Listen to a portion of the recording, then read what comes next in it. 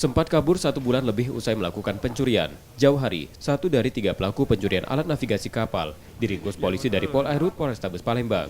Tersangka dibekuk saat kembali ke rumahnya di Jalan Sultan Agung Ilir Timur 2 Palembang. Setelah dimintai keterangan, tersangka mengaku pada polisi bersama 2 rekannya mencuri saat dini hari dengan mencari kapal yang sedang berlabuh dan awak kapalnya tidur.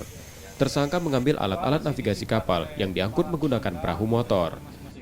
Dengan sikapnya menaiki kapal tersebut dan mengambil barang-barang, termasuk barang-barang navigasi, yaitu 1 unit radar merek PITP 118, 1 unit eskonder, 1 unit radio SSB, dan 2 unit teropong kapal yang diperkirakan kerugian mencapai 60 juta rupiah. Dan mereka tersebut berjumlah 3 orang, untuk 2 orang lagi berinisial M dan Y masih DPO karena melarikan diri saat kita melakukan penggerebekan. Dan kita amankan 1 tersangka berinisial J di kediamannya. Demikian. Tersangka terancam hukuman 7 tahun penjara, sementara polisi masih akan mengembangkan untuk menangkap 2 tersangka lainnya. Yudi Kiswanto, Kompas TV, Palembang, Sumatera Selatan.